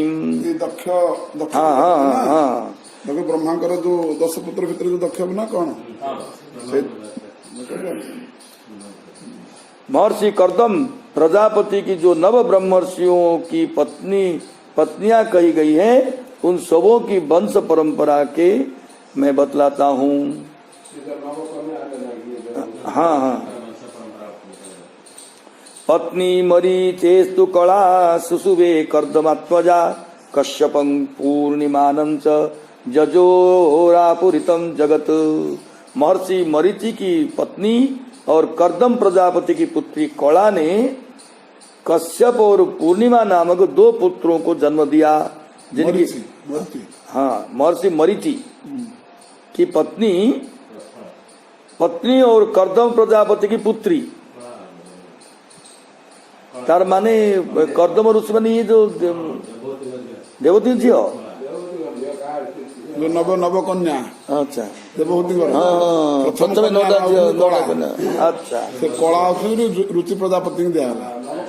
महर्षि मरीचि की पत्नी और कर्दम प्रजापति की पुत्री कला ने कश्यप और पूर्णिमा नामक 2 पुत्रों को जन्म दिया, जिनकी वंश परंपरा से संपूर्ण जगत भर गया। कश्यप पूर्णिमा वर्तमान बुझिनी से परमृत्यु रहु न रहु। पूर्णिमा सुत विरजम विश्वगं च परंतप देवकुल्यां हरे पाद शौचाद्याभू सरित इव। हे शत्रुओं को संतप्त करने वाले विदुर, पूर्णिमा ने विरज तथा विश्वग नामक 2 पुत्र और एक देवकुल्या नामक पुत्री को उत्पन्न किया। वही दूसरे जन्म में श्री हरि के चरणोदकों से देवलोक की नदी गंगा बन गई। अच्छा देवकुल्या तो देवकुल्या ही गंगा है। कश्यप के वंश का वर्णन 6ठे अध्याय में करेंगे। अतः महर्षि मरीचि के दूसरे पुत्र पूर्णिमा के ही वंश का वर्णन करते हैं। पूर्णिमा की देवकुल्या नामक की कन्या भी थी। वही दूसरे जन्म में श्री हरि के चरणों के धोवन के जल से देवलोक को नदी गंगा हुई। पूर्णिमा हाँ कश्यप पूर्णिमा 2टा पुत्र जन्म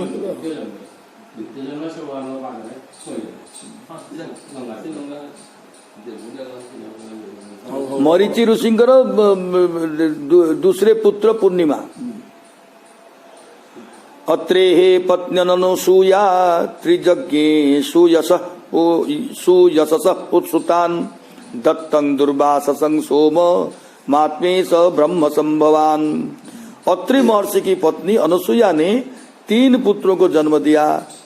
एक तो दत्त माने दत्तात्रेय नाम को दुर्वासा और सोम माने चंद्रमा। ये 3 जाग 3 अंश रे जन्म ना ब्रह्मा विष्णु महेश।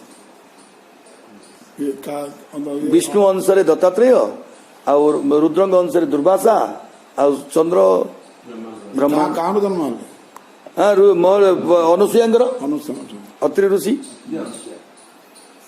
हाँ जी तो लिखुं क्रमशः विष्णु शंकर और ब्रह्मा जी के अंश से उत्पन्न थे।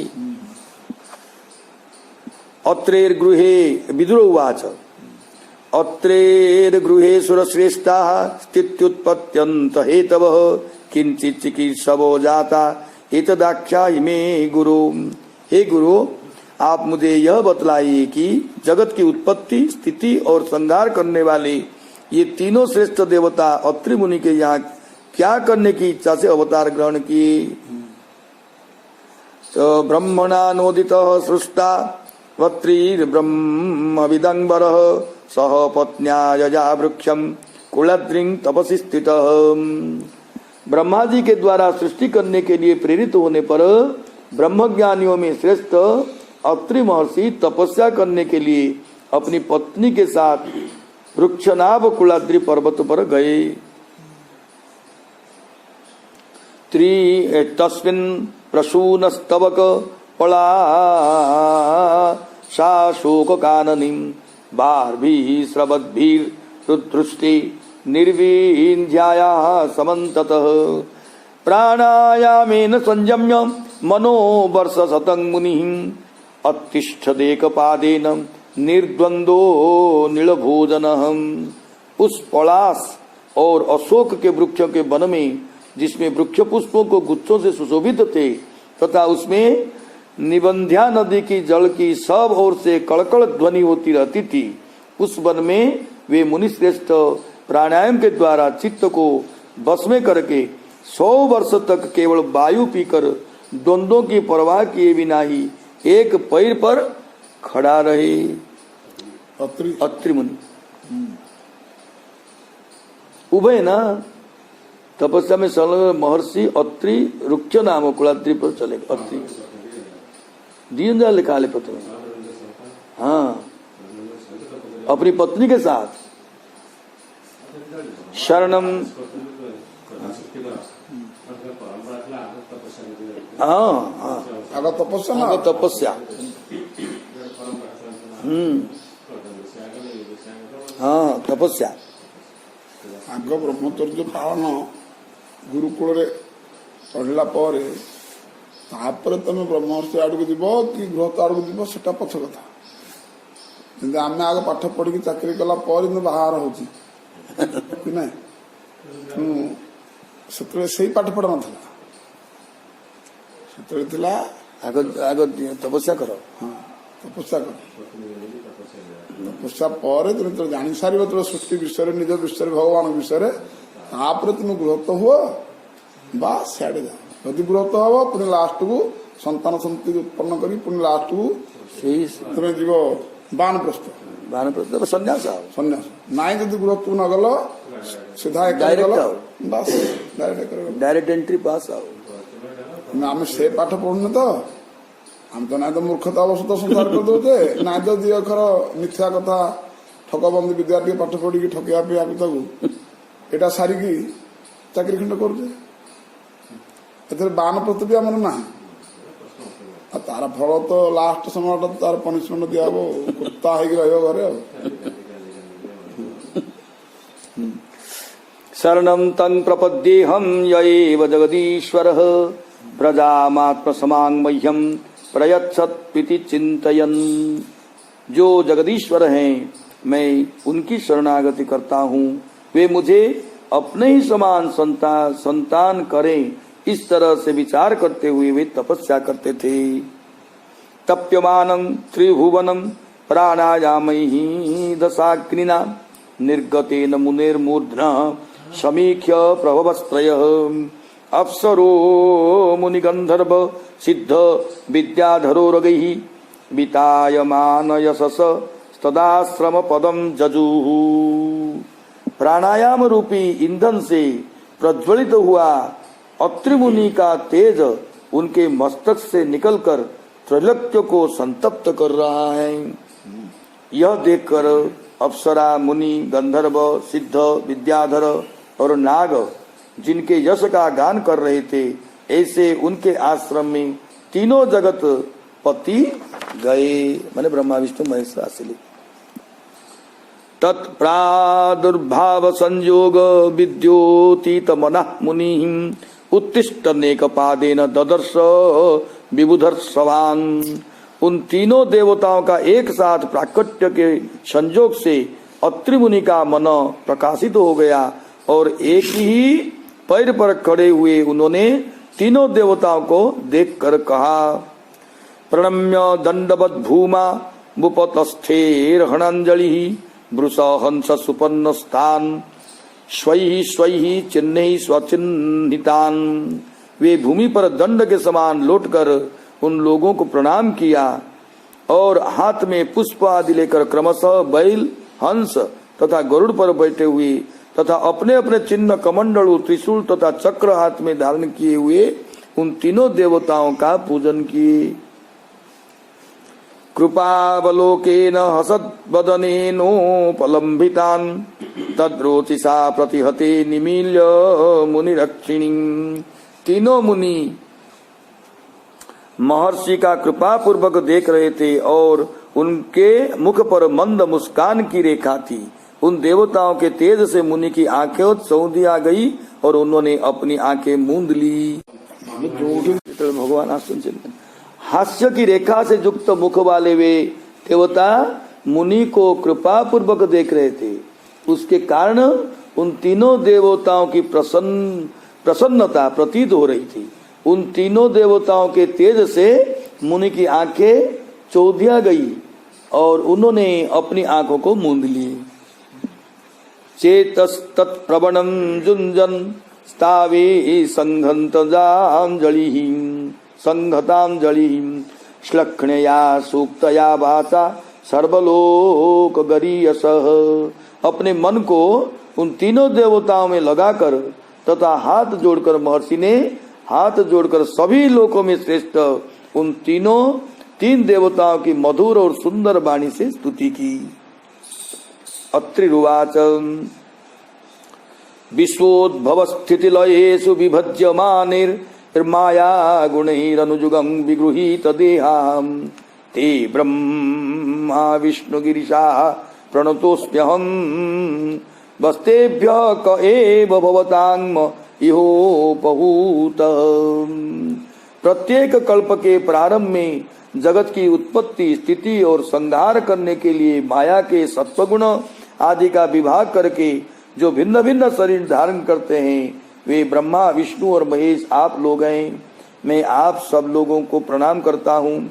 मैंने जिसको बुलाया था वे आप तीनों में से कौन देवता हैं? एको मयेह भगवान विविध प्रधाने स्थितिकृतः प्रजननाय कथं नुजूयम् अत्रागतास्तनुभृतां मनसोऽपि दूरा ब्रूत प्रसीदत महानिह विश्वयो मे। मैंने तो संतान प्राप्ति की इच्छा से केवल प्रधान देवता भगवान का ही चिंतन किया था। फिर आप तीनों यहाँ पधारने की कृपा कैसे किए? आप लोगों तक तो शरीरधारियों के मन की भी गति नहीं हो पाती है, अतएव मुझको बड़ा ही आश्चर्य होता है। अतएव आप लोग प्रसन्न होकर मुझे इसका कारण बतलाइए। इस श्लोक में पूर्वोक्त अर्थ का ही विस्तार किया गया है। महर्षि अत्रि ने कहा, मैंने संतान की प्राप्ति के लिए अनेक प्रकार के प्रधान उपचारों से एक ही भगवान का चिंतन किया था। जहाँ विबुध प्रधान यह पाठ है, वहाँ अर्थ होगा कि देवता में प्रधान भगवान के मैंने चिंतन किया था। तो आप लोग तो देवधारियों के मन के भी विषय नहीं बनने वाले हैं, फिर आप लोग तीन प्रधान देवता यहाँ कैसे पधारे? मन द्वारा तो आप किए पहुंची पारिबनी। अब मु तो गोटे देवता में तो श्रेष्ठ तांकु ही स्मरण करुली, तो आप तीन जन जाक केमती आसिले? किए आ भितर मेन मोर आराध्य देवता थिले मते कहतु। मैत्रेय उवाच इति तस्य वचः श्रुत्वा त्रयस्ते विबुधर्षवाः प्रत्याहो श्लक्ष्णया वाचा प्रहस्य तं ऋषिं प्रभु। हे समर्थ विदुर जी, अत्रि महर्षि की इस वाणी को सुनकर वे तीनों देव श्रेष्ठ जोर से हंसकर मधुर वाणी से उन ऋषि से कहे, देवा ऊचु यथा कृतस्ते संकल्पो भव्यं तेनैव नान्यथा सत्संकल्पस्य ते ब्रह्मन् यद्वै ध्यायति ते वयम्। हे ब्रह्मन, आप सत्य संकल्प हैं, अतएव आपका जैसा संकल्प है वैसा ही होना चाहिए, उसके विपरीत नहीं हो सकता है। आप जिस जगदीश्वर का ध्यान करते वही हम तीनों हैं। आपने जैसा संकल्प किया उसको वैसा ही होना चाहिए, उसके विपरीत नहीं हो सकता है, क्योंकि आप सत्य संकल्प का संकल्प हैं। तो फिर एक ही ध्यान करने पर आप तीन लोगों की प्रतीति कैसे हुई? इस पर देवताओं ने कहा, आप जिस एक जगदीश्वर तत्व का ध्यान किए थे वो हम लोग तीनों हैं। हम तीनों एक ही तत्व हैं, हम लोगों में भेद नहीं है। अथा स्वदंस भूतास्ते आत्मजा लोक विस्तृता भवितारिंग भद्रम ते विश्रस्यति चते जस। अतएव हम तीनों के अंशभूत आपके तीन लोक प्रख्यात पुत्र होंगे और वे आपके यश का विस्तार करेंगे, आपका मंगल हो। एवं काम वरं दत्वा प्रति जग्मुः सुरेश्वराः सभाजितास्तयो सम्यक दंपत्योर्मी सतोस्ततः। इस प्रकार से अभिष्ट वरदान देकर तथा पति पत्नी से पूजित होकर उनके देखते ही देखते वे तीनों देवेश्वर वहां से अपने अपने लोक में चले गए। सोमो भूत ब्रह्मणोंसेन दत्तो विष्णोस्तु जोगवितुम दुर्वासा शंकरं श्यांसो निबोधांगिरस प्रजा। ब्रह्मा जी के अंश से सोम अर्थात चंद्र उत्पन्न हुए, भगवान विष्णु के अंश से दत्तात्रेय उत्पन्न हुए, शंकर जी के अंश से दुर्वासा महर्षि हुए। अब आप अंगिरा महर्षि के संतानों को सुनो। चंद्र चंद्र आउ ये दत्तात्रेय तापरे दुर्वासा, अच्छा ये तीन पुत्र हेले अत्रि ऋषि। सोम के विष्णु ठार ना ब्रह्मा ब्रह्मा ठार चंद्र हाँ ब्रह्मा अंतर ब्रह्मा अंश अंश। अच्छा श्रद्धा त्वंगिरसः पत्नी चतस्रो सूत कन्यकाहम शीनिवाली कुहुराका चतुर्थनुमतिस्तथा। अंगिरा महर्षि की पत्नी श्रद्धा ने 4 कन्याओं को जन्म दिया, शीनिवाली, कुहू, राका और चौथी अनुमति। कहा कन्या ये होती अंगिरस, अंगिरा महर्षि पत्नी होती श्रद्धा। श्रद्धा शीनिवाली इत्यादि श्लोक के उत्तरार्ध से उन कन्याओं का नाम बतलाया गया है। हाँ। तत्पुत्रावपरावास्तां ख्यातो स्वारोचिसेन्तरे उतथ्यो भगवान साक्षात ब्रह्मिष्ठश्च बृहस्पति। उनके 2 और पुत्र थे, साक्षात भगवान उतथ्य और ब्रह्मनिष्ठ बृहस्पति जी। ये दोनों स्वारोचिस मनमंत्र में विख्यात हुए। माने बृहस्पति अंगिरंग पुत्र जना पड़ती। पुलस्त्यो जनयत् पत्न्या मगस्त्यं च हविर्भुवि शोन्य जन्मनि दहाग्निर्विश्रवाच महातपाहम। पुलस्त्य महर्षि अपनी हविर्भु नामक पत्नी के गर्भ से 2 पुत्र को उत्पन्न किए, अगस्त्य को और महातपा विश्रवा को। पुलस्त्य महर्षि दूसरे जन्म में जठराग्नि हुई, जाठराग्नि। पुलस्त्य मुनि ने अपनी पत्नी हविर्भु की गर्भ से अगस्त्य और महातपस्वी विश्रवा को उत्पन्न किया। तस्य यक्षपतिर्देवः कुबेरस्त्विडविडासुतः रावणः कुंभकर्णश्च तथा अन्यस्यांग विभीषण। विश्रवा के इडविडा नामक पत्नी के गर्भ से उत्पन्न पुत्र जक्षों के स्वामी कुबेर नामक देवता थे, और उनकी दूसरी पत्नी केसिनी के गर्भ से उत्पन्न रावण, कुंभकर्ण और विभीषण नामक पुत्र थे। दुई स्त्री तार माने इडविडा होचंती केसिनी। हे महाबुद्धिमान विदुर, पुलह महर्षि की 7वीं पत्नी का नाम गति था। उन्होंने 3 पुत्रों को जन्म दिया, कर्मश्रेष्ठ, बरियान और सहिष्णु।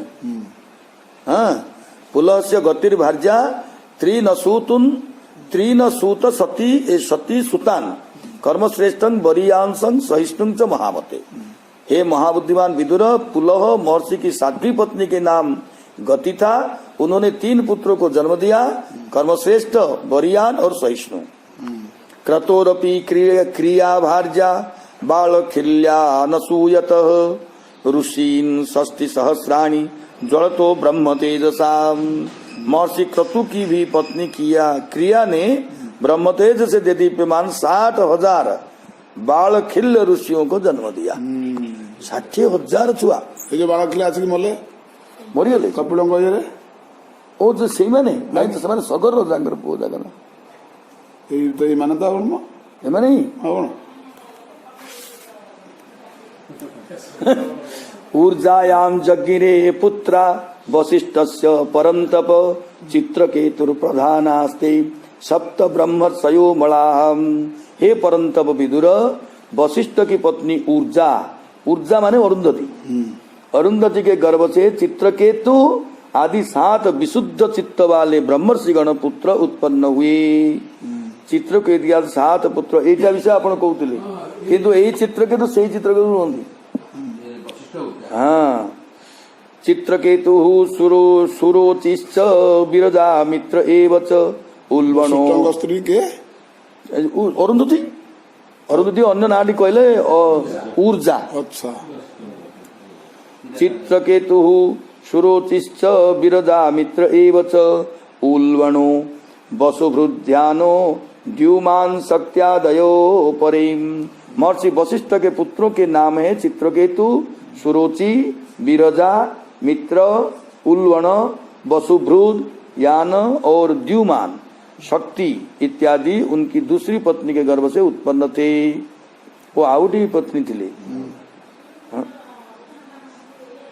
चित्रकेतु इत्यादि श्लोक से महर्षि वशिष्ठ के 7 पुत्रों के नाम बतलाए गए हैं। शक्ति इत्यादि वशिष्ठ महर्षि के दूसरी पत्नी से उत्पन्न थे। शक्ति जने बड़ ऋषि ना, तांके पुओ ही पराशर। वशिष्ठ का पुत्र शक्ति, शक्ति का पुओ पराशर। पुत्र ना कौन कहलन तके? हाँ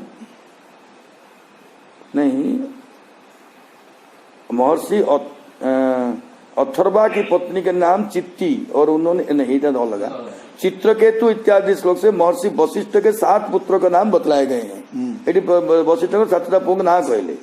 चित्रकेतु, सुरुचि, विरजा, मित्र, उल्वण, वसुभृद, यान और द्युमान। हाँ, शक्ति इत्यादि उनकी दूसरी पत्नी का पुत्र थे। शक्ति इत्यादि बोली कहते। चित्ती स्वथर्वण पत्नी लेभे पुत्रं धृतव्रतं दध्यं चमस्वशीरसं भृगोर्वंशं निबोधमीं।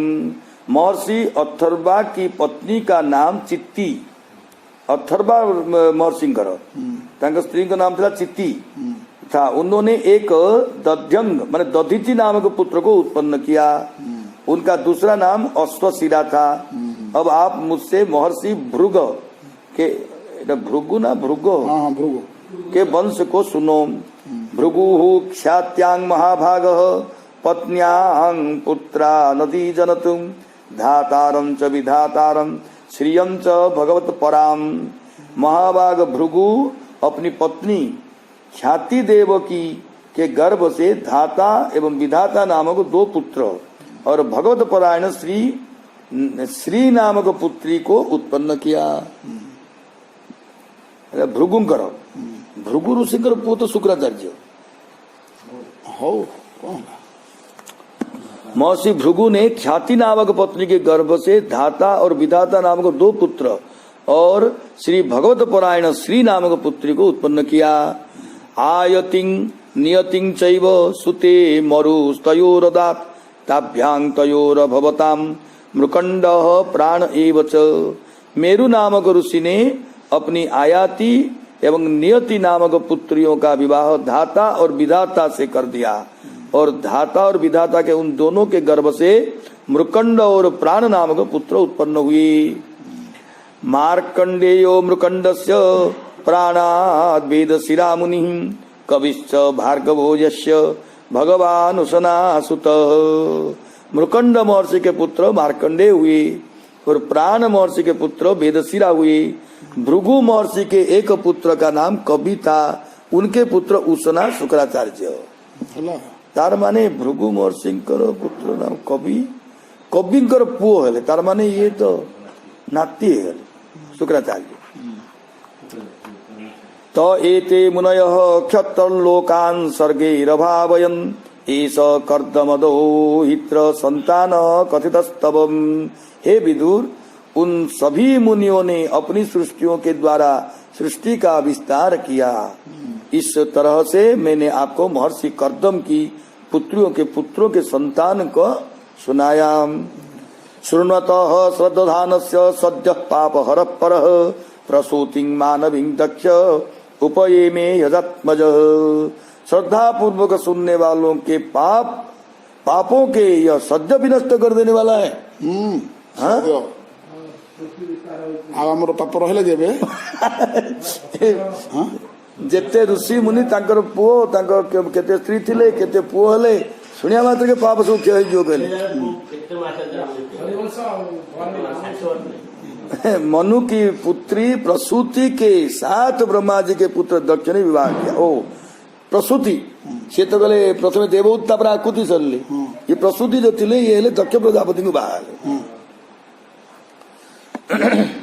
तस्यां ससर्ज दुहितृः षोडशा मललोचनाः त्रयोदशा दाधर्माय तथैकामग्नये विभु। दक्ष ने प्रसूति के गर्भ से 16 सुंदरी पुत्रियों को उत्पन्न किया, 16 जीव। उनमें से 13 पुत्रियों का विवाह उन्होंने धर्म से कर दिया और एक पुत्री का विवाह अग्नि से किया। अग्नि से क्या हेले केते हेले तो विवाह आउरी दुई अछन तार माने केते लगी ना दक्ष ने प्रसूति के गर्भ से 16 जीव। हाँ 16 रु 13 दे देले अग्नि की धर्म को। हाँ धर्म को देले 13 आउ गोटे जीव को अग्नि को देले 14 है 14 आउरी दुई रहिछन थांदु। पितृभ्य एकांग युक्तेभ्यो भवा एकांग भवच्छिदे श्रद्धा मैत्री दया शांति तुष्टि पुष्टि क्रियोन्नति बुद्धिर्मेधा तितिक्षा ह्रीर मूर्तिर्धर्मस्य पत्नयः।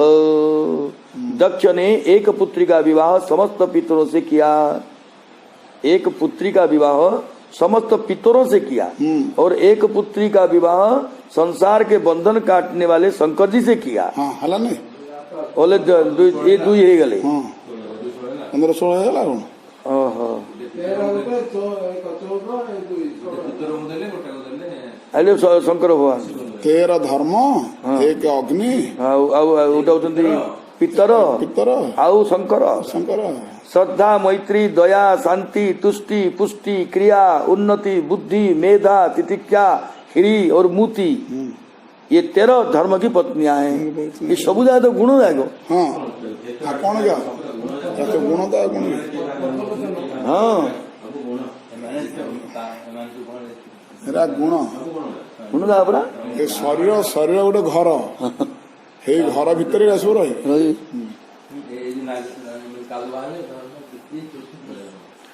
धर्म की इन पत्नियों में से श्रद्धा ने शुभ को जन्म दिया।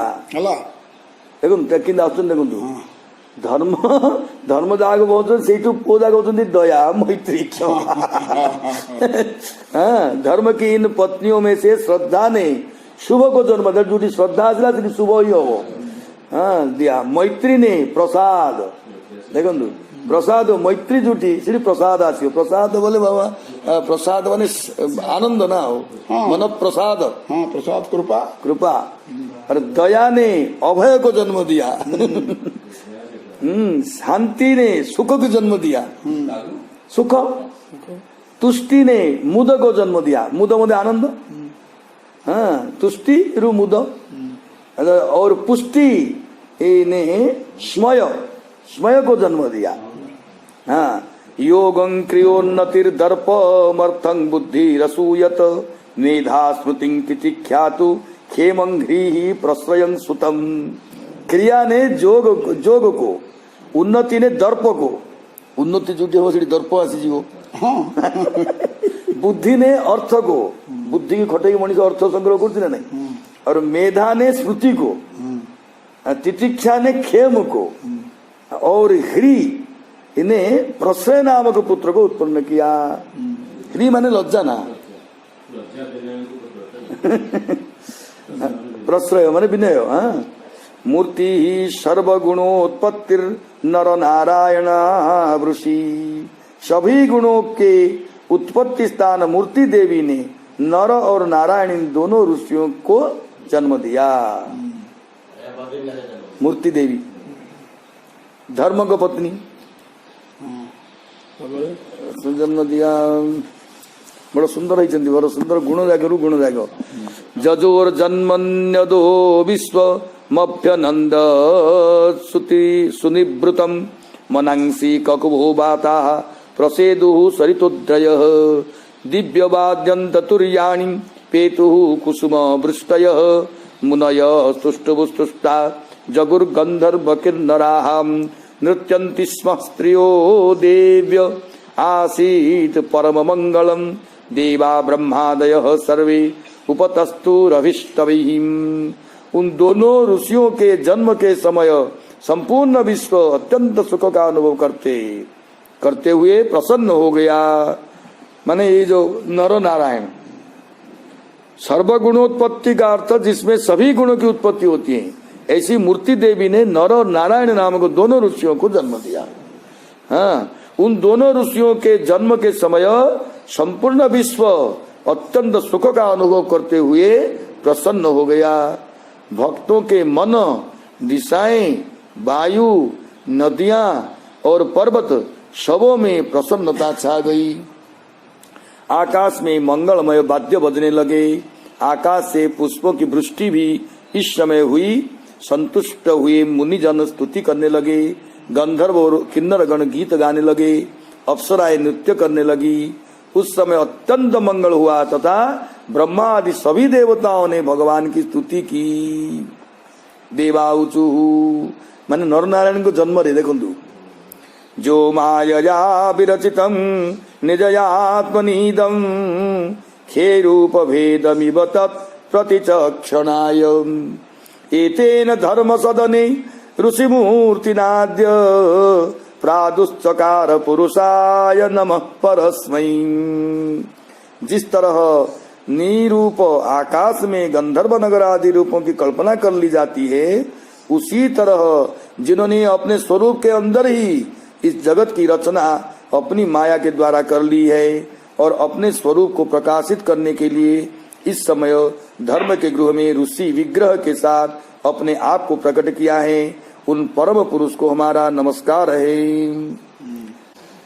जिन्होंने अपनी माया के ही द्वारा अपने जिस स्वरूप में आकाश में कल्पित किए जाने में वाले गंधर्व नगर आदि के समान इस संपूर्ण विश्व की रचना कर ली है, अपने उस स्वरूप को प्रकाशित करने के लिए जिन श्री भगवान ने अपने ऋषि आकार के साथ आज धर्म के गृह में प्रकट हुए हैं, उन परम पुरुष श्री भगवान को हमारा नमस्कार है। सोयं स्थिति व्यतिकरो पसमाय सृष्टा सत्वेन न सुरगणाननुमेय तत्त्वः दृश्यादभ्रकरुणेन विलोकनेन जश्रीनिकेतममलं क्षिपतारविंदम। वे ही श्री भगवान जगत की मर्यादा में किसी प्रकार की गड़बड़ी न हो, इसीलिए सत्व गुणों के द्वारा जिनकी सृष्टि की गई है, ऐसे हम देवताओं के लिए शास्त्र के आधार पर केवल अनुमान किए जाते हैं, उनका प्रत्यक्ष हम लोग नहीं कर पाते हैं। ऐसे भगवान सौंदर्यातिरेक के कारण लक्ष्मी जी के निवास स्थान कमल को भी तिरस्कृत करने वाले तथा अत्यधिक दया से युक्त नेत्रों द्वारा हम लोगों को देखें। वे ही भगवान हम देव समूह को अत्यधिक कारण से युक्त अपने नेत्रों से देखे। वे नेत्र कैसे हैं तो इसे बतलाते हैं। श्री भगवान के जो नेत्र लक्ष्मी जी के निवास स्थान कमल को भी अपने सौंदर्यातिशय के द्वारा तिरस्कृत करते हैं, वे भगवान कैसे हैं तो इसका उत्तर है कि हम लोगों के जिस शास्त्र के द्वारा विचार करने योग्य हैं, उनके तत्व का हम लोग न प्रत्यक्ष नहीं किया है। हम देवगण कैसे हैं तो इसका उत्तर है कि जगत की मर्यादा में स्वभाव्य गड़बड़ी के दूर करने के लिए सत्व गुण से सृष्ट हैं। एवं सुरगणैस्तात भगवन्तावभीष्टुतौ लब्ध्वावलोकैर् जजतुर अर्चितौ गंधमादनम। हे तात विदुर, इस प्रकार से श्री भगवान की कृपा पूर्ण अवलोकन को प्राप्त किए हुए देवताओं के द्वारा स्तुति किए जाने के पश्चात देवताओं द्वारा पूजित होकर गंधमादन पर्वत पर चले गए। ता विमो वै भगवतो हरेर अंसा विहागतौ भारव्यवाय च भुवः कृष्णो जदुकुरुद्बहु। नर नारायण ये दोनों ही भगवान श्री हरि के अंश हैं और इस समय पृथ्वी का भार दूर करने के लिए जदुकुल में श्री कृष्ण के रूप में और कुरुवंश में अर्जुन के रूप में अवतीर्ण हुए हैं। ये नर नारायण, ये नर नारायण। हाँ, भुवः भारव्ययाय का अर्थ है पृथ्वी के भार का नाश करने के लिए चौकार के प्रयोग एक वाक्यता के लिए किया गया है, अर्थात नर और नारायण ये दोनों भगवान श्री हरि के अंश हैं। ये नर और नारायण दोनों ही पृथ्वी पर बढ़े हुए पापियों के भार को विनष्ट करने के लिए भगवान श्री कृष्ण और अर्जुन के रूप में अवतीर्ण हुए हैं। इन दोनों का ही नाम कृष्ण है। श्री कृष्ण जदुवंश से अवतीर्ण हुए हैं और अर्जुन कुरुवंश में अवतीर्ण हुए हैं। तंत्र ग्रंथ में कहा गया है अर्जुने तु नरावेश कृष्णो नारायण स्वयं, अर्थात अर्जुन में तो नर का आवेश है, स्वयं भगवान श्री कृष्ण ही नारायण के वेश में विद्यमान है। स्वाहाभिमानिन साग्निरात्मजां स्त्रिरजी जनतुम पावकं पवमानं च शुचिं च हुतभोजनम। अग्निदेव की पत्नी स्वाहा ने अग्नि के ही अभिमानी 3 पुत्रों को उत्पन्न किया। जो कोई नहीं लिखी तंगर जो कितना 16टा। तो अग्निदेव की पत्नी स्वाहा ने अग्नि के ही अभिमानी 3 पुत्र को उत्पन्न किया, एक पावक, दूसरा पवमान और शुचि। ये तीनों होम किए गए पदार्थों का भोजन करते हैं। पावक नाम अग्नि देवता करते हमें होम कला वाले। पावक पवमान शुचि। अग्निदेव की पत्नी का नाम स्वाहा, उन्होंने 3 पुत्रों को जन्म दिया। ये तीनों ही अग्नि के अभिमानी हैं। हुत भोजनम इन तीनों का विशेषण है, अर्थात वे 3 होम किए गए पदार्थों को भोजन करते हैं। तेभ्योग्नयः समभवं चत्वारिंशत् पंच ते त एवैकोनपञ्चाश साकं पितृपितामहीम्। उन तीनों से ही 45 अग्नियों की उत्पन्न हुई हैं और वे अपने 3 पिता और 1 पितामह के साथ मिलकर 49 हो जाते हैं। अच्छा, वे 45 जो अग्नि हुए वे अपने 3 पिता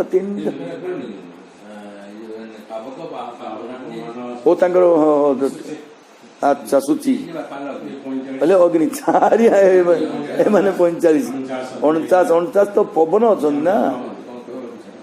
हाँ, तो वे 45 जो अग्नि हुए वे अपने 3 पिता और 1 पितामह के साथ मिलकर 49 अग्नि हो गए। वैतानिके कर्मणि जन नाम भीर ब्रह्मवादिभिः आग्नेय इष्टयो यज्ञे निरूप्यन्ते ग्नयस्तुते। वैदिक यज्ञ कर्म में वेदज्ञ ब्राह्मण जिन 49 अग्नियों के नाम से आग्नेय इष्टियां करते हैं वे अग्नि यही हैं। वैदिक योग में वेदज्ञ ब्राह्मण उन्हीं 49 अग्नियों के नाम से अग्नि देवता का इष्टियों के करते हैं। ये यही अग्नि है, ये लौकिक अग्नि नहीं है। अतः बहुतों का होना व्यर्थ नहीं है। ये लौकिक अग्नि नहीं जे आप कहे 49 अग्नि हेले किमती गोटे तो अग्नि दुष्टंत कहवा आम जे भी से कहते ये अग्नि नहीं है। हाँ वो लौकिक अग्नि नहीं है, अतः बहुतों को होना व्यर्थ नहीं है। अग्नि स्वाता बोल नहीं रे कहते अग्नि स्वाता बहिर्सद सौम्या पितर आज्यपाः साग्नयो नग्नयस्तेषां पत्नी दाक्षायणी स्वधाम।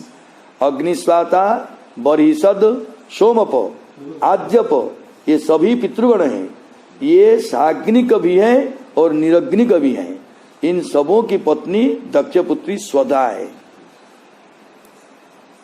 तेभ्यो दधार कन्ये द्वे वयुनां धारिणीं स्वधा उभे ते ब्रह्मवादिन्यो ज्ञान विज्ञान पारगीं। स्वधा ने पितरों से 2 वयुना और धारिणी नामक 2 पुत्रियों को जन्म दिया। वे दोनों ज्ञान विज्ञान में पारंगत तथा ब्रह्म विद्या का उपदेश करने वाली थी। हाँ, भवस्य पत्नी तु सती भवं देव मनुव्रता आत्मनः सदृशं पुत्रं न लेभे गुणशीलत।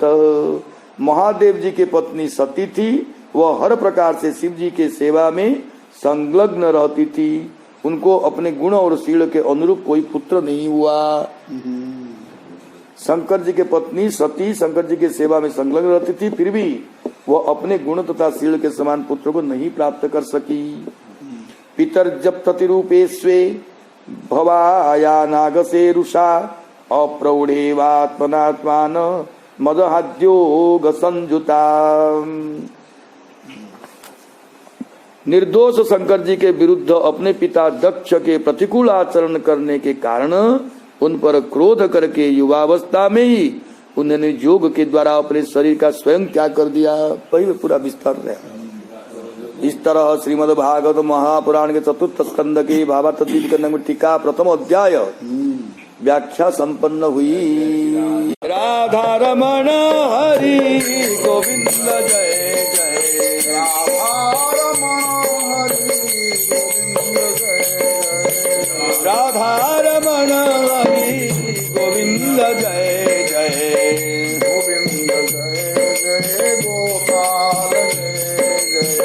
गोविंद जय जय, गोपाल जय जय,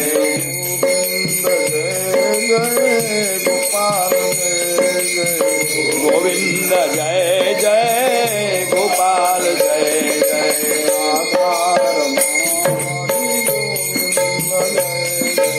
राधा रमण हरि गोविंद जय जय, राधा रमण हरि राधा रमण हरि, राधा रमण हरि, राधा रमण हरि,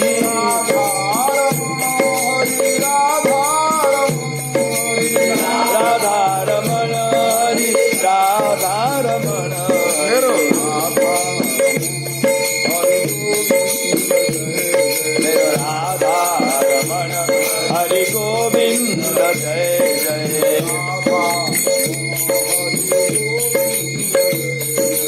राधा रमण हरि गोविंद जय जय,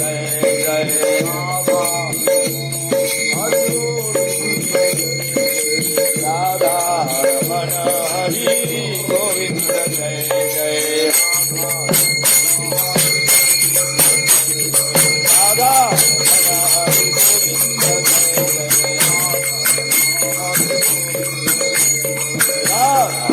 हरि गोविंद जय जय,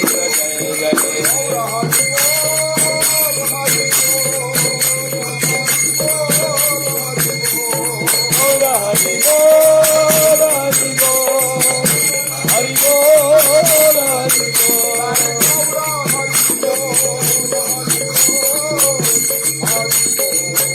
निताय गौर हरि बोल हरि बोल, हरि बोल हरि बोल,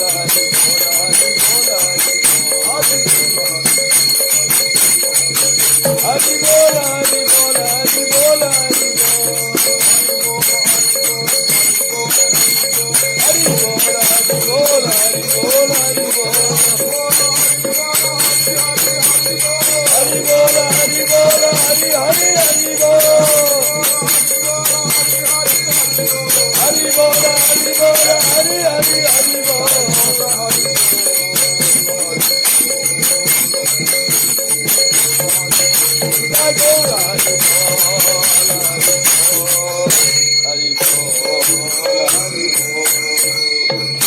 जय गौर नाथ की जय, राधा मदन गोपाल की जय श्रीमद् भागवत महापुराण की जय, सुत सौनक मंडल की जय सुख भगवान की जय, महाराज की जय आज सत्संग की जय, हरिनाम संकीर्तन की जय श्रीधर स्वामी की जय, सब संतन की जय, भक्तन की जय, अपने गुरु गोविंद की जय, श्री गुरु महाराज की जय, वृंदावन सेवा कुंज की जय, कृष्ण महारानी की जय, गौर भक्त वृंद की जय जय जय श्री राधे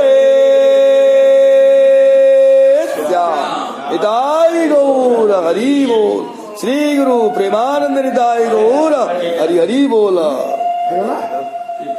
हाँ, बस। हाँ।